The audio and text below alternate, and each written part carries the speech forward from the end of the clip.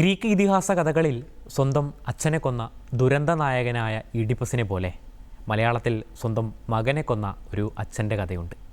നമുക്കേവർക്കും സുപരിചിതമായ പന്തിരുകുലത്തിലെ തച്ചൻ്റെ കഥ. മരത്തിൽ മഴുകൊണ്ട് മാന്ത്രികത തീർത്ത ആ തച്ചൻ്റെ കഥയെ ഒരു അച്ഛൻ്റെ സംഘർഷങ്ങളിലൂടെ നോക്കിക്കാണുകയാണ് മലയാളത്തിൻ്റെ മഹാകവി ജി ശങ്കരക്കുറുപ്പ്.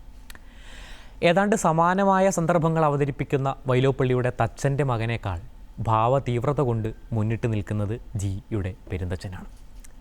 പെരുന്തച്ഛൻ്റെ മനസ്സിലൂടെ കടന്നു ചെന്ന് ആ പുരാവൃത്തത്തിൻ്റെ ആഴങ്ങളിലേക്ക് കവി നമ്മെയും കൂട്ടിക്കൊണ്ടുപോകുന്നു.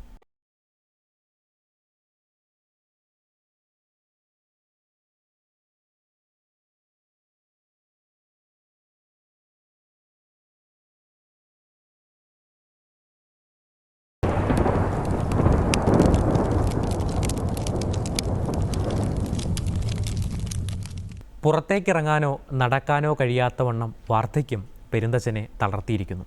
ഇടയ്ക്ക് അല്പം സുഖം തോന്നിയ ഒരു മീനക്കാലത്ത് നിറയെ പൂത്തും കായ്ച്ചും നിൽക്കുന്ന മരങ്ങൾ കാണാൻ അയാൾ അതിയായി ആഗ്രഹിക്കുന്നു. ഉളിവയ്ക്കുമ്പോൾ കട്ടപ്പൊന്നുപോലെ മിന്നുന്ന പ്ലാവ്, കളിവഞ്ചി വെട്ടാൻ കാതലുള്ള തേന്മാവ് എന്നിങ്ങനെ തച്ചൻ്റെ കണ്ണിലൂടെ നമ്മൾ കാഴ്ചകൾ കണ്ടു തുടങ്ങുന്നു.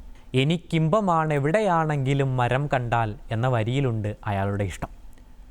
ഉള്ളിയന്നൂർ അമ്പല മൈതാനത്തുള്ള വളരെ വലിയ തമ്പക മരത്തെ തച്ചൻ ഓർക്കുന്നു. നാട്ടിലെ എല്ലാ പുരയ്ക്കും മോന്തായം മാറ്റാൻ അത് മതി, ഇല്ലെങ്കിൽ ഇല്ലമാളികൾക്ക് ചിലാന്തിയാക്കാം എന്നിങ്ങനെ ചിന്തകൾ കാട് കയറുന്നു. പക്ഷേ എന്തു ഫലം, തൻ്റെ തടി പൂതലിച്ചു പോയിരിക്കുന്നു. വെറുതെ മോഹിച്ചാൽ ആ കാതലിൽ ഉള്ളി നടത്താൻ തനിക്ക് കഴിയില്ലല്ലോ. അടിമുടി തച്ചനായ ഒരാൾ, അയാളുടെ മനസ്സിൽ മുഴുവൻ മരങ്ങളാണ്. മരങ്ങളെ തൊട്ടും അതിൽ പണിയെടുത്തും ആ പണി ആസ്വദിച്ചും ജീവിച്ച ഒരാളുടെ വാർദ്ധക്യകാല ചിന്തകൾ ഈ മട്ടിലാവാതെ തരമില്ലല്ലോ. ഇത്തിരിക്കൊരു സുഖം തോന്നുന്നുണ്ടെനിക്കിന്ന്, എൻ പൊത്തിലെത്ര നാളായി ഞാൻ ചുരുണ്ടു കിടക്കുന്നു.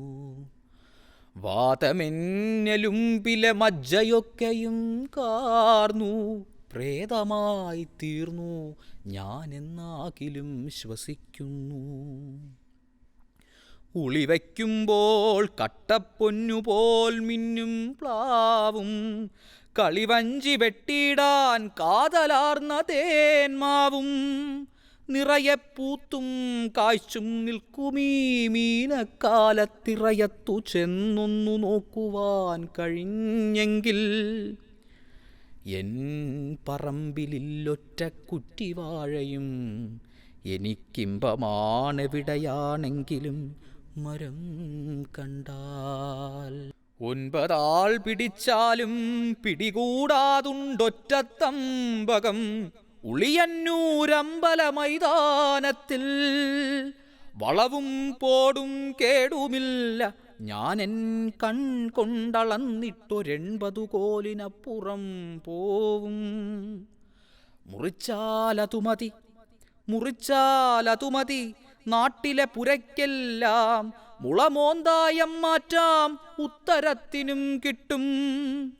അല്ലെങ്കിൽ ഊരാൺമക്കാർ മോഹിക്കും പോലെ ചെത്തി ഇല്ല മാളികകൾക്ക് ചീലാന്തിക്കതൊപ്പിക്കാം.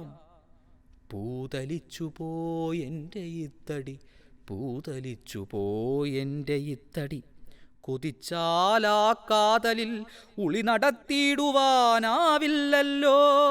അടുത്തതായി തച്ചൻ്റെ വാക്കുകളിലൂടെ കവി നാനിയെ അവതരിപ്പിക്കുകയാണ്. കൂനിക്കൂടി പടിയിലിരിക്കുന്ന, വെടിവെച്ചാലും കേൾക്കാത്ത വണ്ണം കേൾവി നഷ്ടപ്പെട്ട വൃദ്ധയായ നാനി. അവളും കിളവിയായി എന്ന് പെരുന്തച്ഛൻ നെടുവീർപ്പിടുന്നു. എന്നാൽ ഒരിക്കൽ അവളെത്ര സുന്ദരിയായിരുന്നു. പൂത്ത ചെമ്പകത്തെപ്പോലെ നിവർന്നും കടഞ്ഞെടുത്തതുപോലെ ഉടലോടും മുന്നും കൂട്ടി ചിരിച്ചുകൊണ്ട് പൂത്ത വെള്ളില പോലെ തൻ്റെ അരികത്തായി അവൾ നിന്ന നാളുകൾ അയാൾ ഓർത്തെടുക്കുന്നു. അയാളുടെ സൗന്ദര്യ സങ്കല്പങ്ങളുടെ പാരമ്യം മരങ്ങളാണെന്ന് വീണ്ടും കാട്ടിത്തരുന്നുണ്ട് കവി ഇവിടെ. തനിക്കൊന്ന് കിടക്കയിൽ നിന്ന് എഴുന്നേൽക്കണമെന്നുണ്ട്, പക്ഷേ കഴിയുന്നില്ല. അപ്പോഴാണ് കിഴവന് താങ്ങായിരിക്കുമായിരുന്ന ആ കൈകളെപ്പറ്റി അയാൾ ഓർക്കുന്നത്.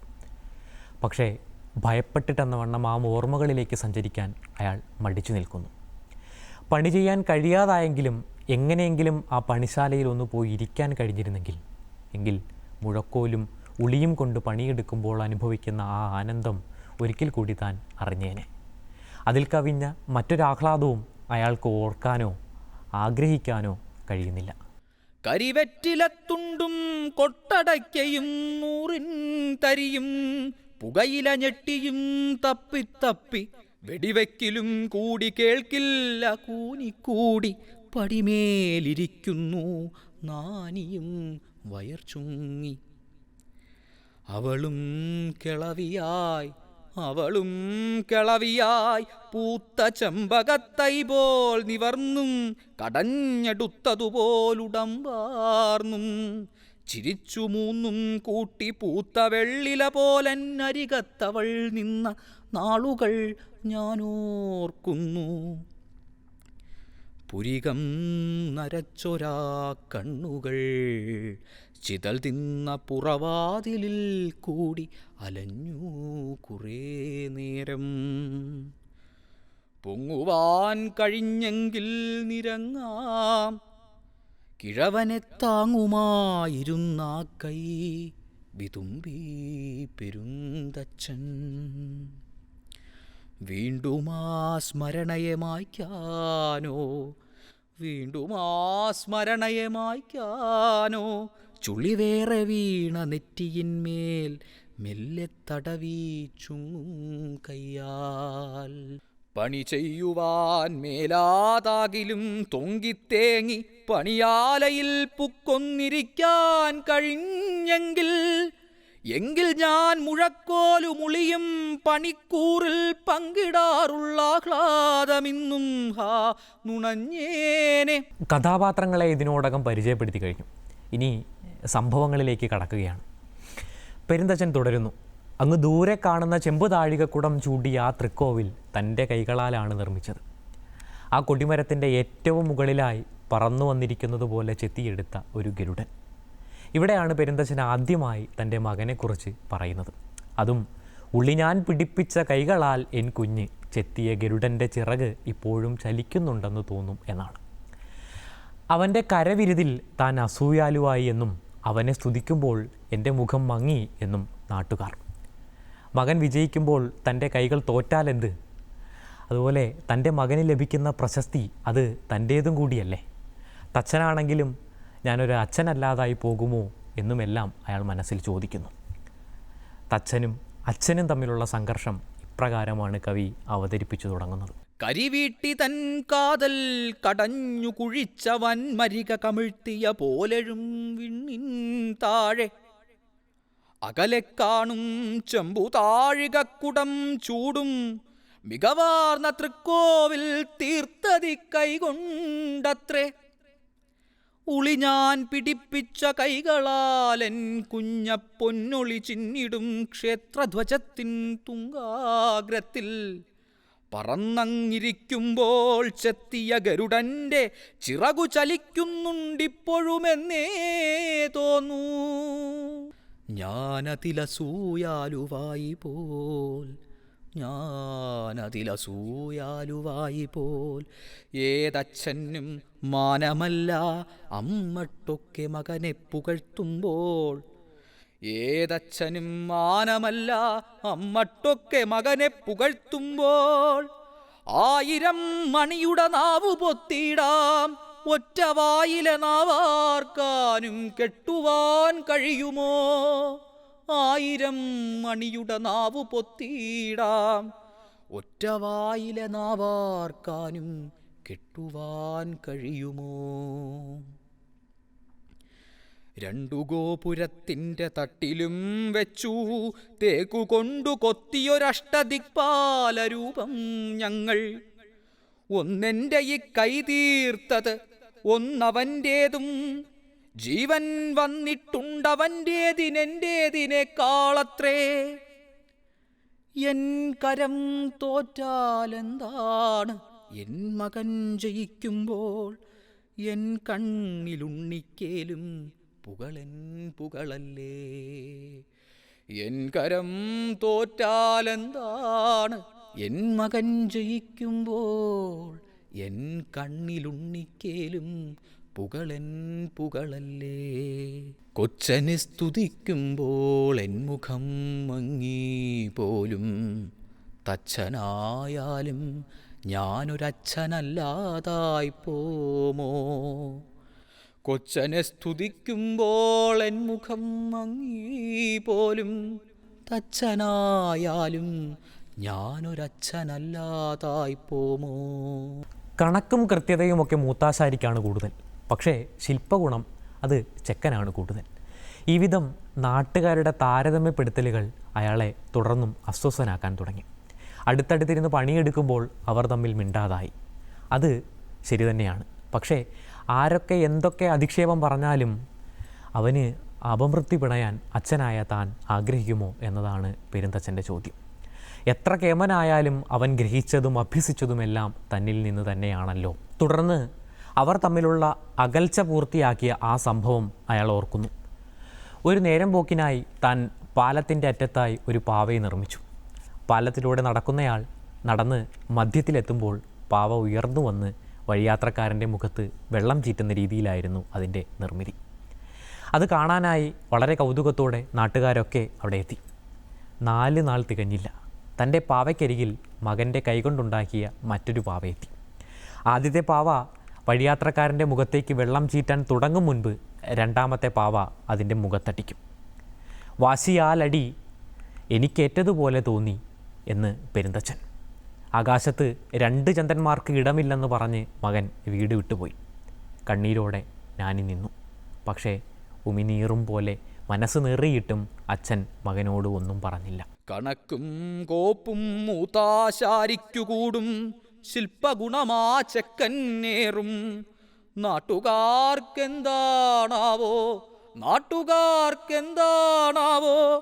ആലയിലടുത്തടുത്തിരുന്നു ഞാനും മോനും വേല ചെയ്യുമ്പോൾ തമ്മിൽ മിണ്ടാതായി പിന്നെ. ഞാനവൻ അപമൃത്യു നേരിടാനാരെന്തൊക്കെ താൻ അധിക്ഷേപിച്ചാലും അച്ഛനാണിച്ഛിക്കുമോ.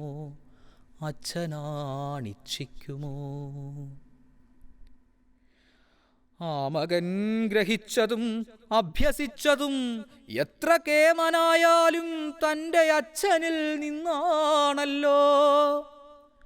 ഞായറുമറഞ്ഞേക്കാം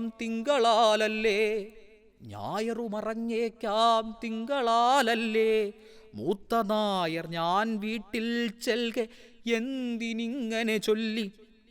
കേവലം നേരം പോക്കിനന്നു ഞാനൊരു യന്ത്രപ്പാവയെ പാലത്തിൻ്റെ ചുവടെ ഘടിപ്പിച്ചു. കാലുവയ്ക്കുമ്പോൾ പാലത്തിൻ്റെ അറ്റത്താരാനും ചേലുലാവുമപ്പാവ ജലദേവത പോലെ നീർനിരപ്പിൽ നിന്നാരാലുയരും പൊങ്ങി.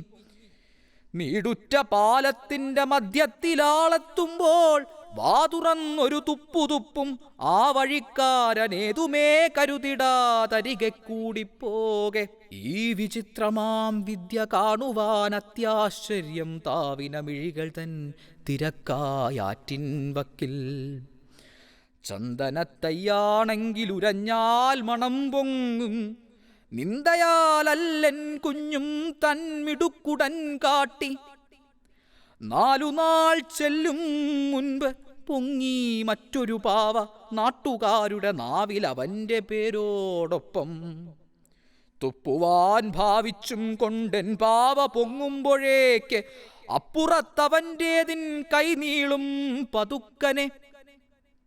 വാ തുറക്കുമ്പോഴേക്കും ചെകിടത്തടി വീഴും. വാശിയാലടിയെനിക്കേറ്റതുപോലെ തോന്നി.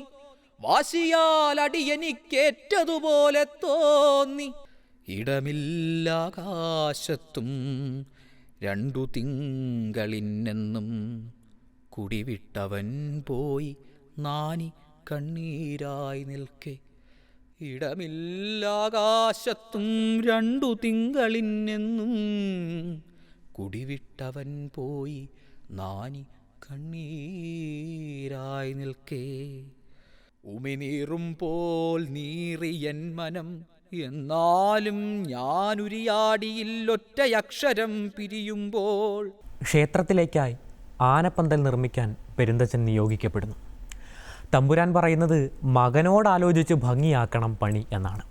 പെരുന്തച്ഛന് അത് അപമാനമായിട്ട് തോന്നി. ഇക്കാലം വരയ്ക്കും മറ്റൊരാളോട് ആലോചിക്കാൻ തന്നോടാരും പറഞ്ഞില്ലല്ലോ. ഞാനതിൽ അസൂയാലുവായി പോൽ മകനുള്ള മാനം അച്ഛനുമില്ലേ, മരമോ മരാശാരി എന്നയാൾ ചോദിക്കുന്നു. എന്തായാലും രണ്ടുപേരും ചേർന്ന് ആനപ്പന്തലിൻ്റെ പണിയിൽ മുഴുകുന്നു. ചന്ദനപ്പലകയിൽ മഹാലക്ഷ്മിയുടെ കളിത്താമര കൊത്തുന്ന മകൻ്റെയും നേരെ മുകളിലായി വീതുള്ളി കൊണ്ട് മോന്തായത്തിന് ആണി ചെയ്യുന്ന പെരുന്തച്ഛൻ്റെയും ദൃശ്യം ഒരു ചിത്രത്തിലെന്ന വണ്ണം കവി അവതരിപ്പിക്കുന്നു. ഊർന്നു കൈയറിയാതെ അറിയാതെയാണുള്ളി നേർന്നു ഞാൻ മകൻ്റെ മേൽ, ഇതുപോയി വീഴല്ലേ കണ്ണിമച്ചു ഞാൻ മിഴിക്കുമ്പോഴേക്കയ്യോ കണ്ടു മണ്ണിലെ കഴുത്തറ്റൊരൻ മകൻ പിടയുന്നു. ഇതുവരെ നടന്ന സംഭവങ്ങളുടെ ദുരന്ത പര്യവസാനം. കോവിലിലാനപ്പന്തൽ പുത്തനായി പണിയുമ്പോൾ ഞാൻ വിളിച്ചതെന്തിനാ കേമനാ മകനെപ്പോയി. മകനോടാലോചിച്ചു ഭംഗിയാക്കണം പന്തൽ, മകനോടാലോചിച്ചു ഭംഗിയാക്കണം പന്തൽ. മതിലിനകം പുക്കത്തമ്പുരാനരുൾ ചെയ്തു.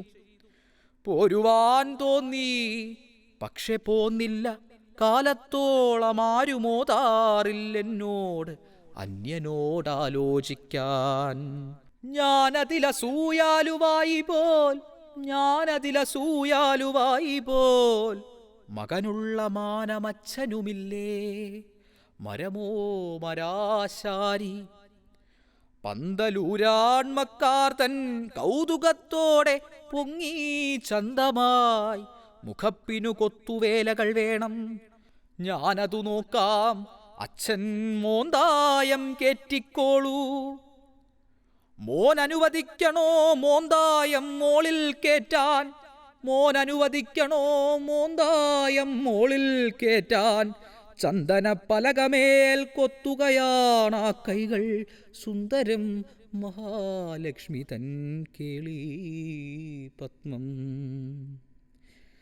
വാളിൻ്റെ വായ് പോൽ മിന്നും വീതുളിയാലേ നേരെ മോളിലാ മോന്തായത്തിനാണി ജീവുകയാം ഞാൻ. ഊർന്നു കൈ അറിയാതെയാണ് ഉളി നേർന്നു ഞാൻ മകൻ്റെ മേൽ, ഇതുപോയി വീഴല്ലേ.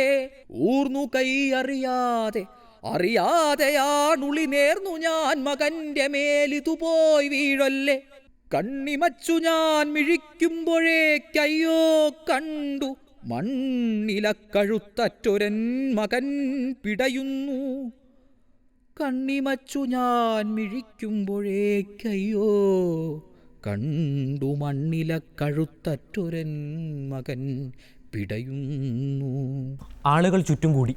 കോണിയിൽ കാലുറയ്ക്കാതെ പെരുന്തച്ഛൻ താഴെ വീണു. തീരാത്ത കുറ്റബോധത്തിലേക്കുള്ള പതനം. മരിക്കും മുമ്പ് മകൻ മാപ്പന്നോതിയത്രേ. ഒരുപക്ഷെ താൻ ചെയ്തത് ഗുരുത്തക്കേടാണെന്ന് മകൻ ചിന്തിച്ചിട്ടുണ്ടാകാം. ആർക്കറിയാം. രക്തം തളം കെട്ടി കഴുത്തു വേർപെട്ട് കിടക്കുന്ന മകൻ്റെ രൂപം മാത്രം ഉൾക്കണ്ണിൽ നിന്നും മായുന്നില്ല. തനിക്ക് പറ്റിയ ഭീമമായ കൈപ്പിഴ. ആരാണത് വിശ്വസിക്കുക? ആ ദാരുണമൃത്യു പിണയാതിരുന്നെങ്കിൽ ഇന്ന് തനിക്കൊരു ഊന്നുവടിയായി അവൻ കൂടെ ഉണ്ടായേനെ. എന്നാൽ പൊടുന്നനെ മറ്റൊരു സംശയം അയാളുടെ മനസ്സിലേക്ക് കടന്നു വരികയാണ്. താൻ അലക്ഷ്യമായി ഉളിയെറിഞ്ഞാലും ലക്ഷ്യം ഭേദിക്കാൻ സമർത്ഥനായ തൻ്റെ ഉള്ളിലെ തച്ചൻ അയാൾക്കേറ്റ അപമാനത്തിന് പ്രതികാരം ചെയ്തതായിക്കൂടെ എന്ന സംശയം. അങ്ങനെ അച്ഛനും തച്ചനും തമ്മിലുള്ള സംഘർഷം ഇവിടെ പാരമ്യത്തിലേക്ക് എത്തിക്കുകയാണ് കവി. എന്തേ കണ്ണു നിറയാൻ പൊടിയോ മറ്റോ വീണുവോ എന്ന നാനിയുടെ ചോദ്യം അയാളെ ആ ചിന്തകളിൽ നിന്നും തിരിച്ചു കൊണ്ടുവരുന്നു. ആളുകൾ ചുറ്റും വന്നു കൂടുന്നു, തൂശിത്തുമ്പു നീളും പോലോരോ കണ്ണുമെൻ മുഖത്തേറ്റിയിടുന്നു. കോണിതൻ പടിയിലൻ കാലുറയ്ക്കുമോ, താഴെ വീണു ഞാൻ മകൻ മാപ്പെന്നോതി പോൽ കേട്ടില്ല ഞാൻ. ഉതിരം തളം കെട്ടി വേറിട്ട കണ്ഠത്തിങ്കൽ പതിയും ചുരുൾമുടി കട്ടച്ചു രക്തം മുറ്റി വേദന വിഴുങ്ങിയ കൺമിഴിഞ്ഞൊരാരൂപം വേറിടുന്നില്ല ഉൾക്കണ്ണിൽ നിന്നെനിക്കെന്തായാലും. വേദന വിഴുങ്ങിയ കൺമിഴിഞ്ഞൊരാരൂപം വേറിടുന്നില്ല എൻ ഉൾക്കണ്ണിൽ നിന്നെന്തായാലും ചിരിച്ചു കണ്ടിട്ടില്ല നാനിയെ പിന്നീടാരും. എരി കണ്ണീരും വാർന്നു വാർന്നതോടൊപ്പം വറ്റി. ആരു വിശ്വസിക്കും കൈപ്പിഴയല്ലതെന്നെത്ര പേരുരച്ചാലും. തന്ത ഇതു ചെയ്യുമോ നാനീ? ആ മകനെനിക്കൂന്നുവടിയായിരുന്നേനെ, ആ മകനെനിക്കൂന്നുവടിയായിരുന്നേനെ. ഭീമമാമപമൃത്യു പിണയാതിരുന്നെങ്കിൽ, പിണയ്ക്കാതിരുന്നെങ്കിലെന്നു തിരുത്തുന്നുണ്ട് ഉണരുന്നൊരെന്നന്തക്കരണം കൂടെ കൂടെ. ആരു വിശ്വസിക്കും കൈപ്പിഴയല്ലതെന്നെത്ര പേരുരച്ചാലും. തന്തയ്ക്കിതു ചെയ്യുവാനാമോ? ആരു വിശ്വസിക്കും കൈപ്പിഴയല്ലതെന്നെത്ര പേരുരച്ചാലും. തന്തയ്ക്കിതു ചെയ്യുവാനാമോ? അടിക്കുന്നുണ്ടെന്നാലും എന്നെഞ്ചിലാരോ കൊട്ടുവടി കൊണ്ടിപ്പോളേതോ കൂരാണി ഇളക്കുവാൻ. പൊടിയോ മറ്റോ വീണോ കണ്ണിൽ ഇന്നെന്താ വെള്ളം പൊടിയാൻ. ചൂൽ കാണിച്ചിട്ടേറെ നാളായി മച്ചിൽ. മുറുക്കാൻ ചതകല്ലിൽ വെച്ചിടിക്കുമ്പോൾ നാനി മുറിച്ചു പെരുന്തച്ഛൻ തൻ്റെ ഈ മനോരാജ്യം. മുറുക്കാൻ ചതകല്ലിൽ വെച്ചിടിക്കുമ്പോൾ നാനി മുറിച്ചു പെരുന്തച്ഛൻ തൻ്റെ ഈ മനോരാജ്യം. ഒരാളിൽ തന്നെ അനേകം പേരുണ്ടെന്ന് നമുക്കറിയാം. പെരുന്തച്ഛനിൽ അച്ഛൻ്റെ സ്വത്വം ഇടയ്ക്കിടെ വന്നു പോകുന്നുണ്ടെങ്കിലും അയാളിൽ ഉടനീളം നിലനിൽക്കുന്നത് തച്ചൻ തന്നെയാണ്. അച്ഛൻ്റെ വാത്സല്യത്തെ തച്ചൻ്റെ താൻ പോരിമ തോൽപ്പിച്ച ഒരു സന്ദർഭമാകുമോ ആ അപമൃത്യു? നോക്കൂ, അയാൾക്ക് ഒരു പേര് പോലുമില്ല. അല്ലെങ്കിൽ അയാളുടെ പേര് തന്നെ തച്ചൻ എന്നാണ്. വെറും തച്ചനല്ല, പെരും തച്ചൻ. നന്ദി, നമസ്കാരം. വന്ദനം വന്ദനം പാർമെത്തും ദ്രാവിഡ നന്ദിനിയായി വളർന്ന ഭാഷേ. വന്ദനം വന്ദനം ചിത്തം കവർന്നിടും ചന്ദനാമോദം കലർന്ന ഭാഷേ.